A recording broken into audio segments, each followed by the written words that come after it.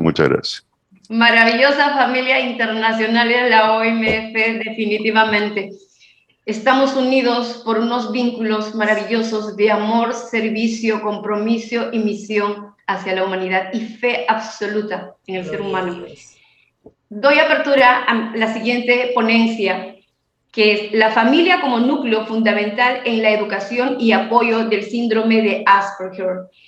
Lo presenta la doctora María del Carmen Santos Falabella desde México. La doctora es doctora en Ciencias Pedagógicas en Educación Especial, doctora en Medicina en la especialidad de Logopedia y Foniatría, diplomado en Medicina Oriental en Acupuntura y Moxibustión, investigadora titular de tiempo completo de las materias clínicas y pedagógicas de la educación especial en la Universidad Autónoma de la Ciudad de Juárez, Chihuahua, México. Del 2007 al 2014, coordinadora de la maestría en educación especial con enfoque comunitario, diseñadora y directora del Centro de Lenguaje y Aprendizaje de la Ciudad de Juárez, Chihuahua, postdoctorado en restauración neurológica en La Habana.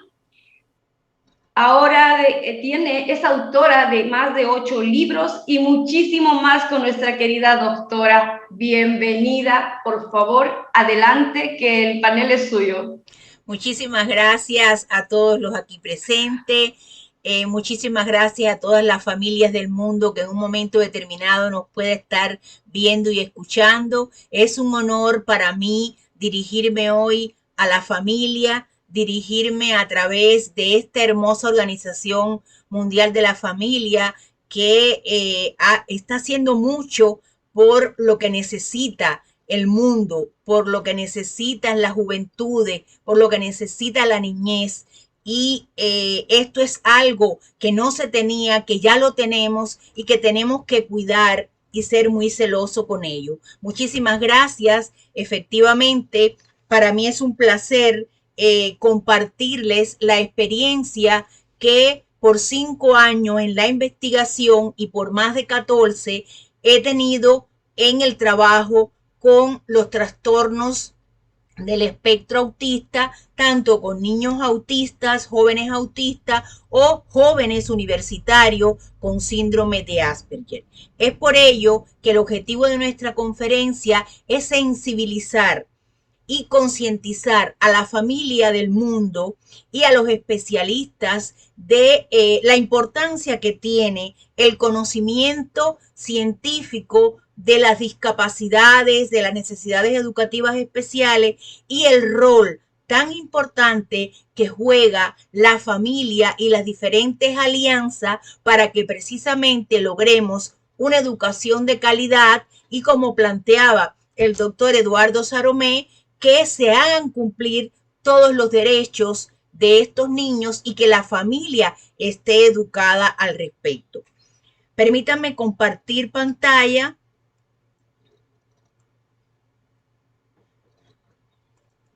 Y hoy yo les voy a exponer la familia como núcleo fundamental en la educación y apoyo de las personas con síndrome de Asperger. Es importante que cuando nosotros... Mari Carmen, pon en modo presentación, por favor.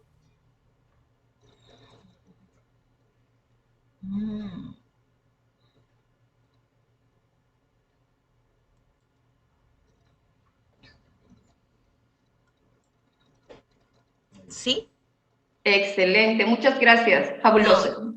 Bueno, hoy vamos a presentar el tema la familia como núcleo fundamental en la educación y apoyo de las personas con síndrome de Asperger.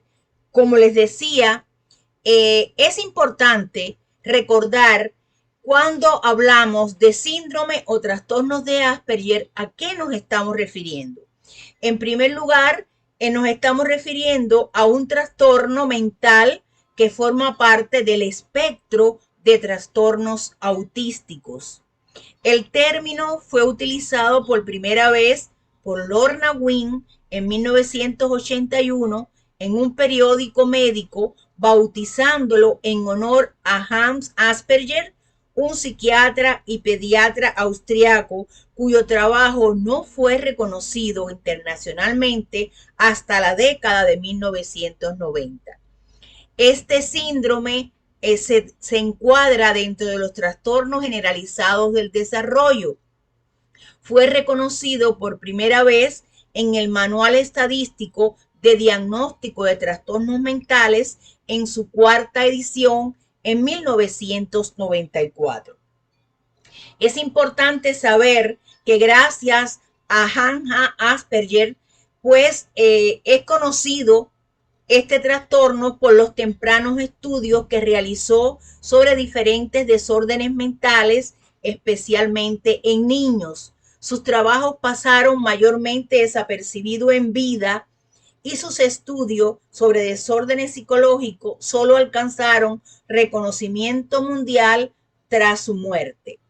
Con el renovado interés en sus trabajos que tuvo lugar a principios de los años 80 y a causa de sus investigaciones, el síndrome de Asperger fue nombrado en su honor por todo el tiempo que le dedicó a esta investigación. Ahora, ¿cuáles son las características generales que la familia, que los maestros, que los profesionales del ramo o no deben conocer en cuanto a cuándo identificar una persona neurotípica de una persona con síndrome autístico o síndrome de Asperger? Cuando nos referimos a las personas neurotípicas, nos estamos refiriendo a esas que no padecen de ninguna neuropatía, poseen un sofisticado sentido de reconocimiento de los estados emocionales ajenos como la empatía, y la mayoría de las personas son capaces de asociar información acerca de los estados cognitivos, emocionales, de ellos y de otras personas, basándose en pistas otorgadas por el entorno y el lenguaje corporal de las otras personas. En cambio, las personas con síndrome de Asperger no son empáticas. Se puede de una manera muy especial, en bibliografía se han llamado como que padecen de una ceguera emocional, porque su atención no siempre está centrada en lo que queremos que se centre toda la atención.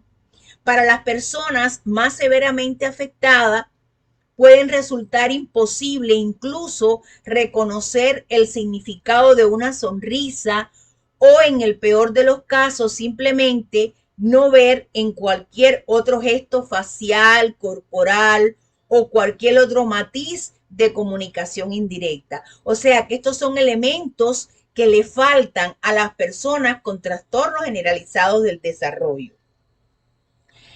¿Qué criterios se tienen en cuenta comúnmente para valorar si una persona o un niño o un adulto o un joven tiene este padecimiento que no ha sido reconocido en la niñez, sobre todo en la niñez? Pues muchas veces estos niños nacen en el seno de familias que no tienen el conocimiento y no llegan a reconocer las diferentes etapas evolutivas del desarrollo psicomotor del niño, del desarrollo del lenguaje, y por tanto es hasta los 7 u 11 años que reconocen que su hijo tiene un problema, pero no saben cuál problema tiene. Por tanto, los criterios para establecer el trastorno generalizado del desarrollo: comúnmente se ha considerado que las personas afectadas por síndromes autísticos suelen ser superdotadas, como sucede en el síndrome de Asperger.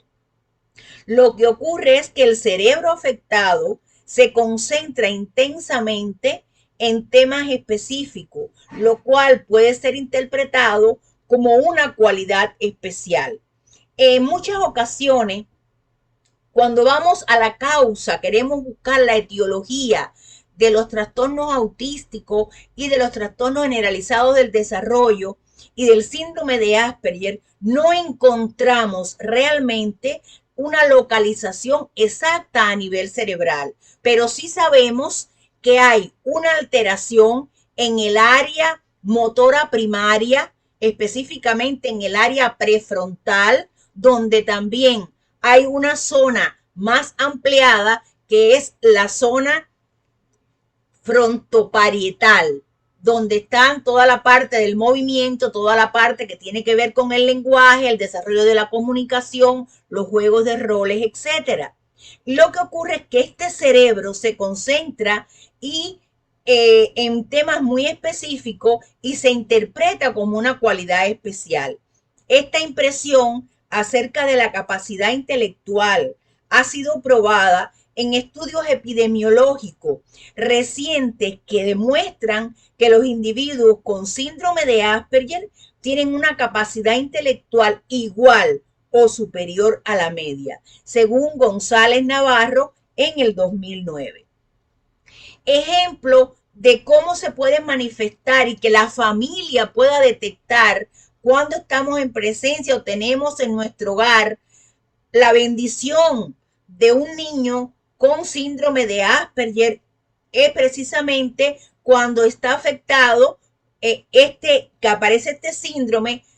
Por ejemplo, se pueden encontrarse obsesionados por una actividad en específica, por la astronomía, por los dinosaurios, por los peces, por la construcción de maquetas, por hacer rompecabezas, etcétera. En términos generales, son atraídos por cosas ordenadas. Cuando estos intereses coinciden con una tarea útil desde el ámbito material o social, el individuo con Asperger puede lograr una vida ampliamente productiva. Tienen intereses particularmente comunes entre pacientes, son los medios de transporte, por ejemplo, los trenes, pueden ser las bicicletas, pueden ser las motos, y los ordenadores, o sea, las computadoras, donde ellos pueden interactuar con la computadora sin tener que interactuar con el medio que los rodea. Esto, por supuesto, no requiere una interacción social, que ahí es donde está una de las debilidades del síndrome de Asperger, donde se reduce la interacción social, la comunicación, los juegos de roles, y se hallan menos dotados en el ámbito social. En la carrera, por dominar su interés, los individuos con Asperger a menudo manifiestan un razonamiento extremadamente refinado, una gran concentración, una actitud perfeccionista y una memoria casi perfecta. Hans Asperger llamó a sus pequeños pacientes pequeños profesores, porque veía cómo ya niños, por ejemplo, de 13 años, conocían y tenían un marcado interés por una profesión, y daban explicaciones muchas veces a la altura de un profesor universitario.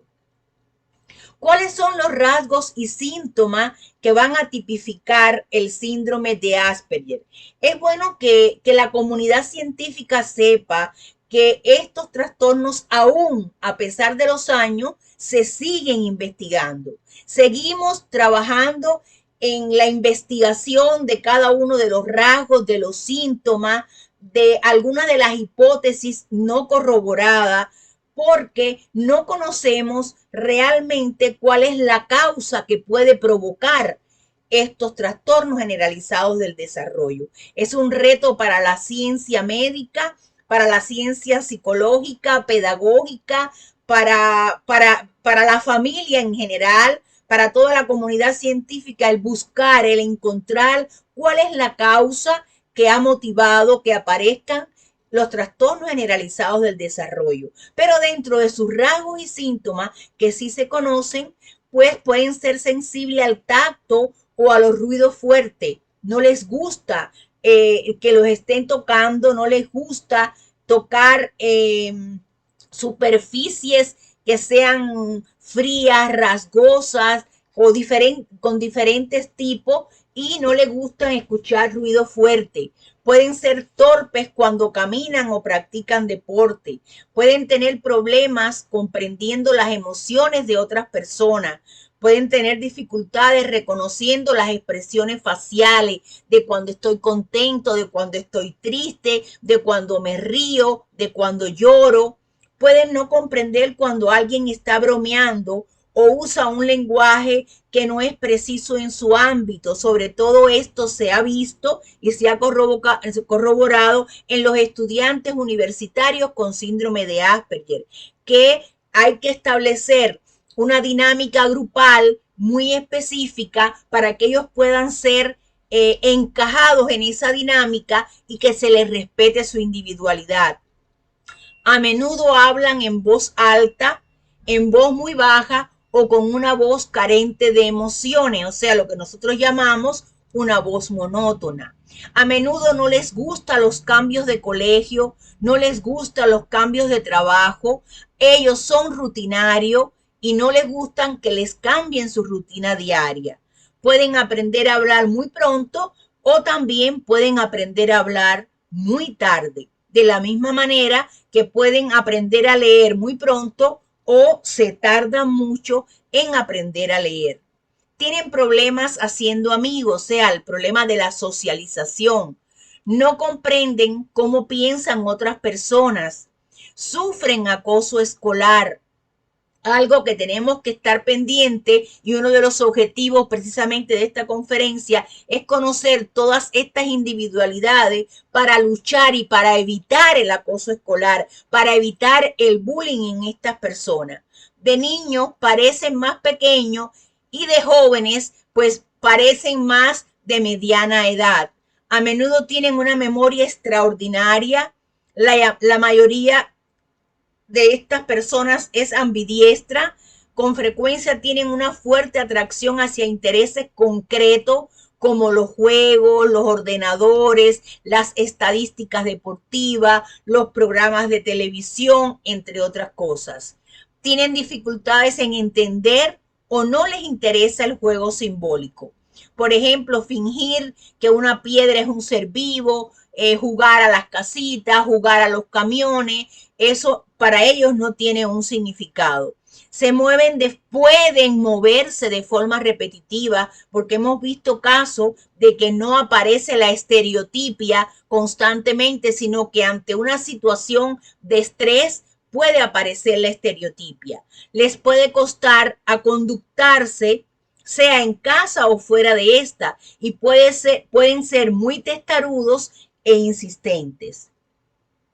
Las reacciones más comunes de estos niños o de estos jóvenes o de estas personas pueden tener dificultades para entender el sonido de las voces de otras personas.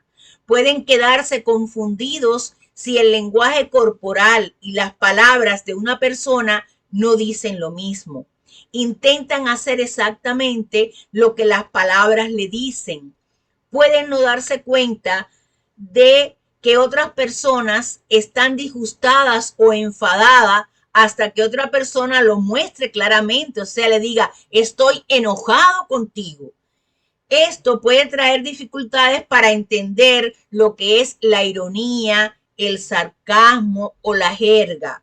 Pueden no comprender los intereses de otras personas o los motivos por lo que hacen lo que hacen. O sea, ellos pueden no comprender dentro de su contexto familiar lo que hace su papá, lo que hace su mamá, cocinar, lavar, planchar. Sin embargo, pues pueden ajustarse a una educación adecuada siempre y cuando tengan el apoyo de la familia y el amor que la familia les debe brindar.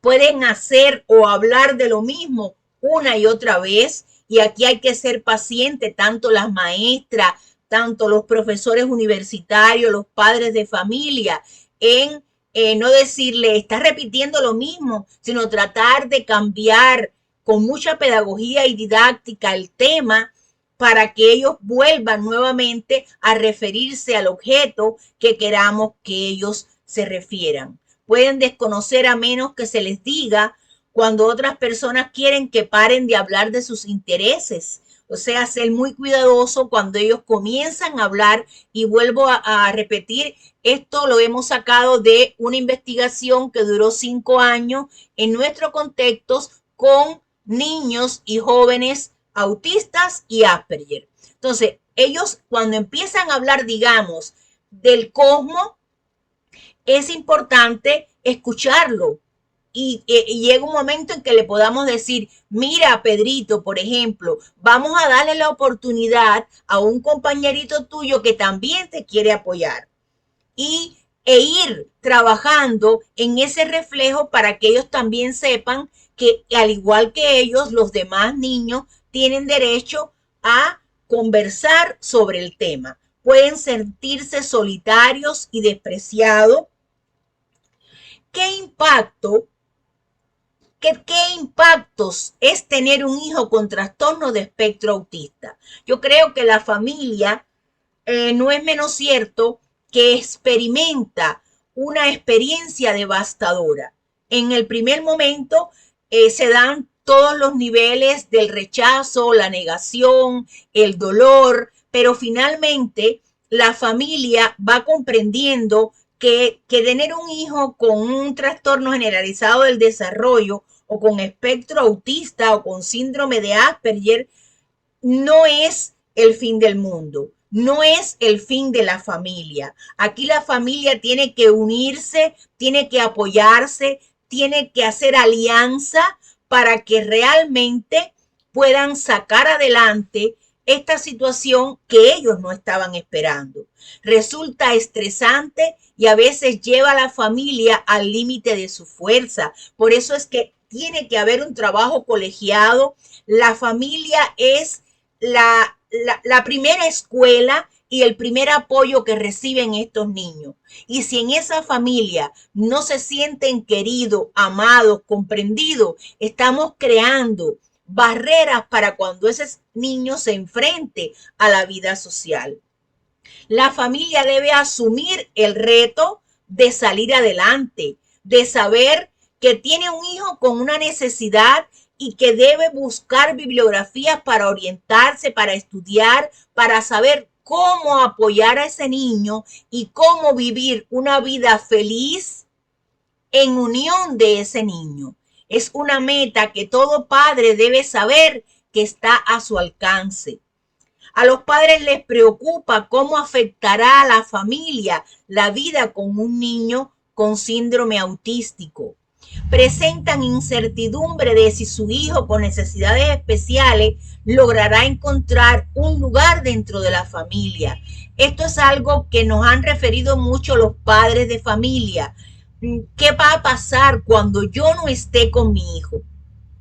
Y uno siempre debe vivir el hoy y no afanarse por mañana, porque cada día, lo dice nuestro Padre Dios, tiene su propio afán. Y debemos tratar de que hoy le brindemos el mismo amor al niño que le vamos a brindar dentro de 30, de 10, de 20 años, de acompañarlo, de ayudarlo, de saber que ellos no están solos, que ellos nos tienen a nosotros, que ellos están protegidos y que su familia los ama. Y un ejercicio muy importante es siempre decirle, te amo, yo te amo, papá te ama, tu hermana te ama, todos te amamos y eres muy importante para nuestra familia. También tener un niño o un joven con espectro autista, pues la familia se siente muy sacrificado como padre, pero tiene que saber que todos los padres nos sacrificamos por la educación de nuestros hijos y aún nuestros hijos siendo adultos seguimos cayéndole detrás a nuestros hijos como padre a pesar de ser personas adultas, pero queremos siempre, mientras Dios nos presta vida, estar al pendiente de educación y cómo nuestros hijos se desenvuelven en su trabajo y en su vida diaria. Les preocupa mucho cómo será el futuro de su hijo. Por eso es importante que los padres desde las primeras etapas, desde los primeros meses que se percaten que su niño ha tenido un desarrollo del lenguaje y de pronto hay un lenguaje detenido, retenido, llevarlo inmediatamente a los círculos infantiles, a las estancias infantiles, donde el niño se pueda relacionar, tratar de estimular mucho visualmente a través del libro, de rompecabezas, para que ese niño pueda asimilar otras experiencias, sacarlo al zoológico, sacarlo a diferentes lugares para que el niño empiece a romper el patrón de siempre ver las mismas personas. Y es un gran golpe para la autoestima de los padres. O sea, todo esto que estamos diciendo fue en una entrevista a profundidad que realizamos con padres de niños con espectro autista y ellos nos decían todas estas inquietudes. Ya después tenemos que analizar, bueno, cuál es la alianza que debe hacer la vida en familia. En primer lugar, modifica la familia, pero no cambia a los padres. Por tanto, es muy importante que los padres jueguen el rol fundamental en apoyar a sus hijos y en reacomodar la dinámica familiar para que sea incluido dentro de las actividades del hogar. Sienten sentimientos de culpas, incompetencia, frustración y tensión, pero eso es normal en las primeras etapas, que la familia sienta eso. Por eso tienen que aliarse los hermanos y sentarse con los hermanos mayores y decir, tu hermano tiene esta situación, vamos a tratar de ayudarlo, vamos entre todos a apoyarlo, no con lástima, no con temor, no porque pobrecito, no, él puede igual que podemos todos. Y que esa sea la meta, que ese sea el lema, que ese niño escuche y que ese joven escuche tanto en su casa como en las aulas universitarias. Tienen discusiones de cómo conducir felizmente a su hijo. Es cierto que en muchas ocasiones la llegada de uno de estos niños pues provoca el divorcio en los padres, provoca una dinámica familiar inaceptable y que le corresponde al médico, al psicólogo, al profesor, al maestro, tratar de unir a esa familia y de hacer un trabajo en equipo para que finalmente en la casa pueda ser conducido felizmente y también en la escuela. Tienen que reconsiderar las reglas de vida familiar entre hermanos, abuelos y padres. Eso es muy importante porque muchas veces los abuelos tendemos a que, ay, pobrecito, ay, qué lástima me da. No, lástima no, amor, mucho amor para ese niño y dotarlo de todas las habilidades para que se pueda desarrollar plenamente en la vida. Recurren al entrenamiento para que su hijo sea cada vez más habilidoso y que de sus debilidades se conviertan en fortaleza. Creo que esto es una alianza maravillosa que debe hacer la familia. La familia debe brindar apoyo, amor, respeto, la comunicación y el trabajo tenaz para que se desarrolle su hijo felizmente, constituyendo la clave para que la familia salga adelante. Comprometimiento de cada miembro de esa familia con su hijo. Propiciar flexibilidad y oportunidades de desarrollo y apoyo familiar al niño o al joven con trastornos del espectro autista. La familia debe salir adelante con una actitud positiva por parte de los padres. Si los padres desconocen el problema, acercarse al especialista y que el especialista los ayude desde todos los puntos de vista del lenguaje cognitivo, de las terapias de apoyo familiar. O sea que hay un sinnúmero de actividades que esa familia puede realizar para apoyarse en los especialistas y a su vez que estos especialistas le den las herramientas para ellos tener una actitud positiva ante sus hijos. La comunicación y el apoyo es algo muy importante. Muchas veces decimos, bueno, él no me escucha. No importa. Nosotros, él sí nos escucha. Lo que pasa es que está concentrado en su actividad. Pero allí vamos, le damos un abrazo, le damos un beso y le decimos que lo amamos. Y siempre que sienta ese apoyo, apreciar las cosas en su justa medida. Es importante que la familia no exagere, que la familia no haga un boom de algo que realmente todavía está en desarrollo y no predecir el futuro antes que éste esté en las puertas. Debe haber un equilibrio, una organización y una planificación familiar. No sentir lástima por su hijo es otro elemento que debe tener en cuenta la familia. Y es la familia la primera que va a propiciar que en ese niño se vaya formando cualidades, habilidades que le permitan después trabajar con ellas en la escuela, el maestro, el psicoterapeuta, el especialista, en fin. Es la familia la cédula fundamental del desarrollo.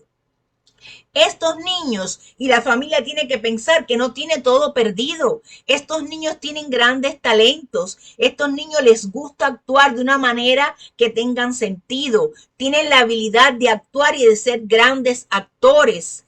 Ven y recuerdan detalles de cosas que otras personas no ven. Son muy buenos recordando reglas, recordando leyes, sistemas, hechos importantes. Su talento es útil en muchos tipos de trabajo. La familia tiene que pensar también que son mejores escribiendo que hablando, porque son cuidadosos eligiendo las palabras que significan exactamente lo que quieren decir. Escribir no incluye lenguaje corporal o expresión facial. Las personas con síndrome de Asperger a menudo tienen mucha práctica para comunicarse sin el lenguaje no verbal.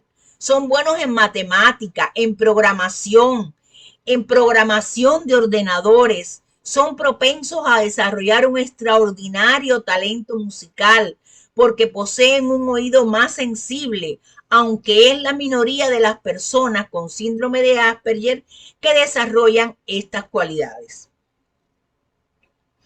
Tienen un interés especial que los convierte en expertos. Se divierten haciendo lo mismo muchas veces, lo que la mayoría encontraría aburrido. Muchas personas con síndrome de Asperger son buenas practicando escalas de piano, realizando largas sumas y buscando entre libros y papeles para encontrar información y errores. ¿Se pueden reparar las neuronas en estos niños? Si se detecta en etapas tempranas la presencia de autismo de Asperger a través del seguimiento de la onda Mu en un electroencefalograma, se puede iniciar las terapias de conducta de manera temprana. Por eso es que a partir de los 2 años se recomienda a los padres de familia ir con el médico, el pediatra de cabecera, comentarle el caso para que se pueda ir trabajando sobre la neuroplasticidad cerebral. El uso del mecanismo de biofeedback o retroalimentación biológica consiste en mostrar a un niño con Asperger un monitor en el comportamiento de sus ondas Mu. Si el niño tiene las funciones de la neurona espejo dormidas y no perdidas totalmente, se le puede enseñar a generar una respuesta adecuada a las emociones ajenas. Cuando nos referimos y hablamos de la neurona espejo, son aquellas neuronas que le permiten al cerebro reproducir la información del exterior como si fuera un espejo. Son células, son neuronas que se encuentran situadas en las áreas motoras de la corteza premotora frontal y que aquí precisamente es donde el niño se puede trabajar para afianzar todos los sistemas que ahí están conformando el lenguaje, la comunicación, el recuerdo, la memoria, la atención, el pensamiento, para que el niño pueda hacer uso y generar respuestas adecuadas a sus emociones.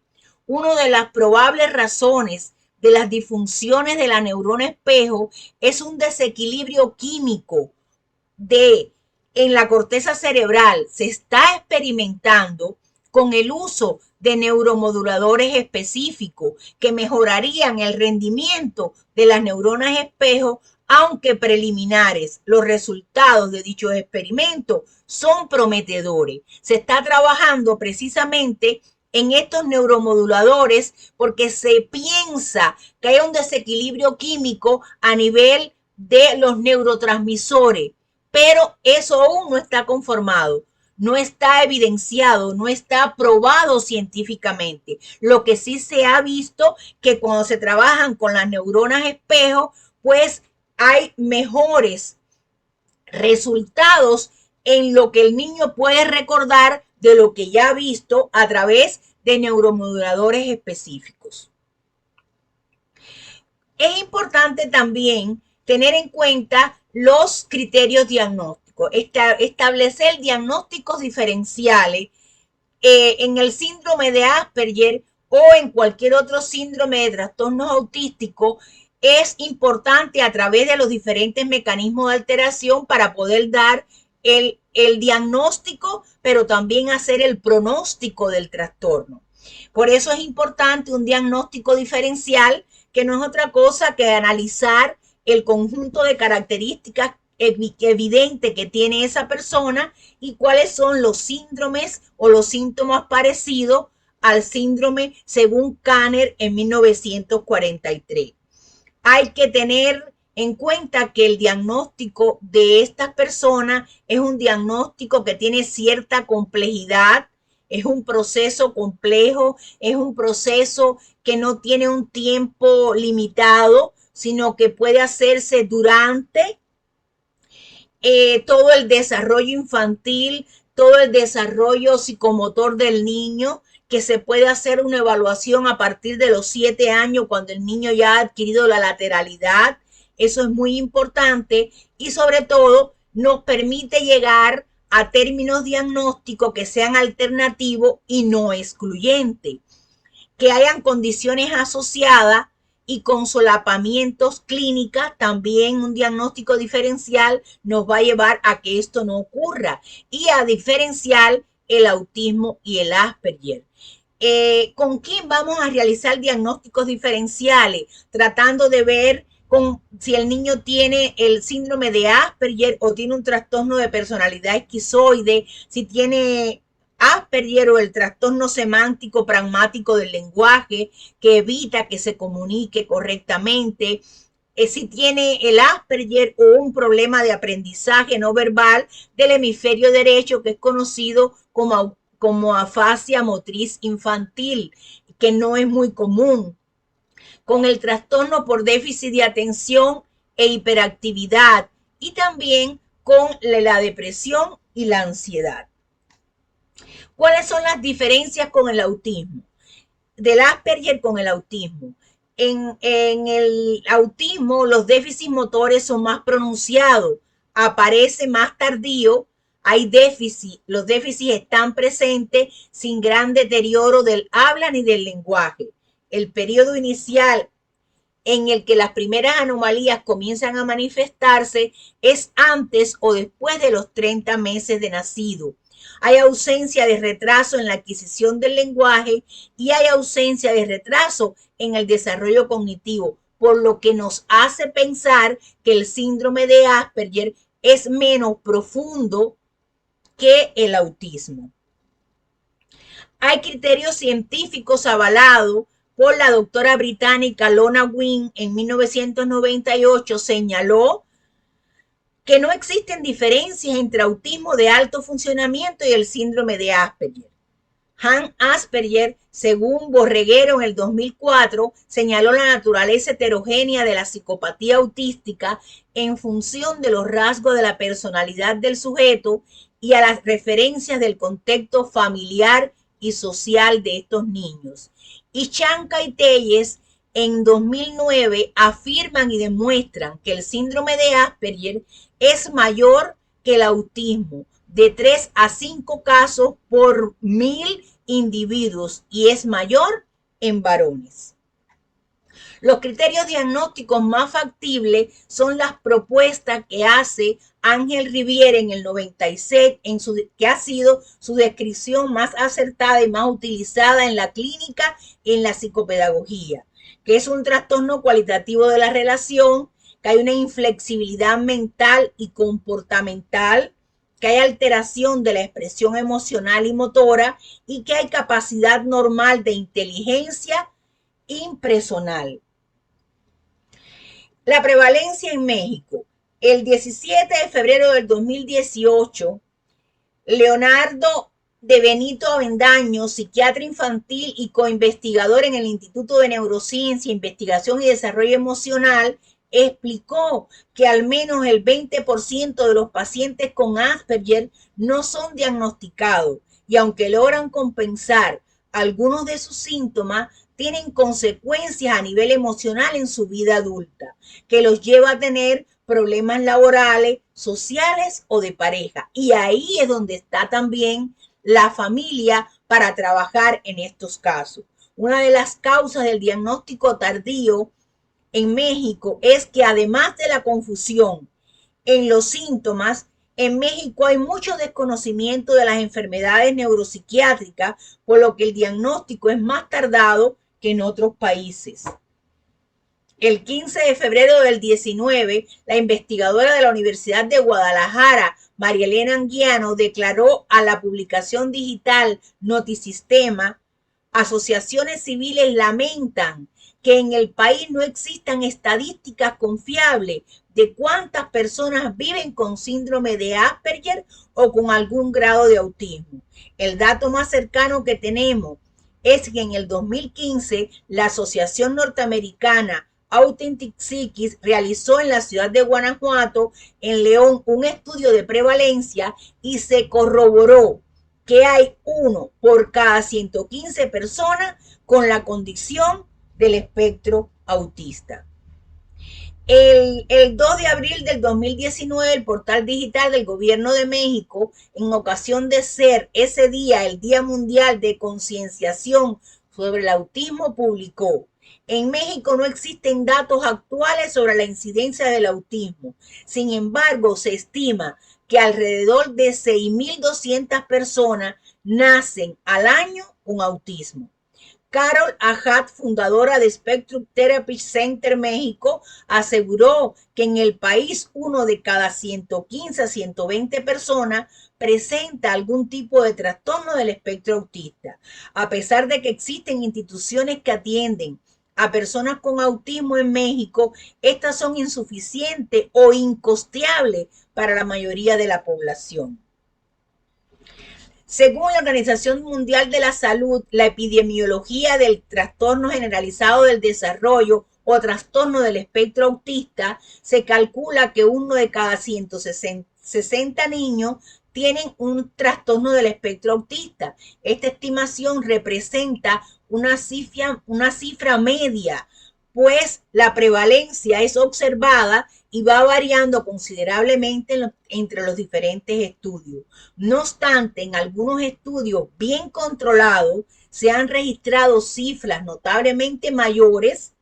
Por tanto, la prevalencia del trastorno del espectro autista en muchos países de ingresos bajos y medios es hasta ahora desconocida, algo que nos pone en alerta y en alarma sobre la situación mundial del trastorno del espectro autista. Según los estudios epidemiológicos realizados en los últimos 50 años, la prevalencia mundial de estos trastornos parece estar aumentando. Hay muchas explicaciones posibles para este aparente incremento de la prevalencia, entre ellas una mayor concienciación, la ampliación de los criterios diagnósticos, mejores herramientas diagnósticas y mejor comunicación y conocimiento del tema. Como conclusión de nuestra intervención, podemos llegar a la siguiente: los planteamientos indecisos en torno al síndrome de Asperger exigen que se siga investigando y avanzando en el tema. Los terapeutas pueden trabajar paralelamente apoyando a los maestros en los diferentes niveles escolares con el objetivo de salir adelante con un estudiante universitario con síndrome de Asperger o con cualquier estudiante en cualquier nivel educativo con trastornos autísticos. Y un testimonio de uno de los padres que nosotros investigamos nos decía, y con ello quiero terminar: el tener un hijo autista enriqueció la vida de la familia y de los padres de manera insospechada. Sabemos que no estamos en el final del estudio, sabemos que estamos iniciando este estudio y que el objetivo fundamental para esta comunidad es precisamente la necesidad de amarnos unos a los otros, la necesidad de investigar, la necesidad de estudiar, la necesidad de dar herramientas a los padres, a la familia, a los maestros sobre estos niños, cumpliendo el legado que nos plantea nuestro rey. Amarás a tu prójimo como a ti mismo. No sentir lástima, sentir amor, sentir pasión, para hacer que las personas con este tipo de trastorno específico reconozca que son bendiciones de Dios y la familia como cédula fundamental de ese desarrollo, de ese apoyo, de esa necesidad de amarlos y de quererlos y de brindarle la protección, se convierta en un paradigma. Muchísimas gracias.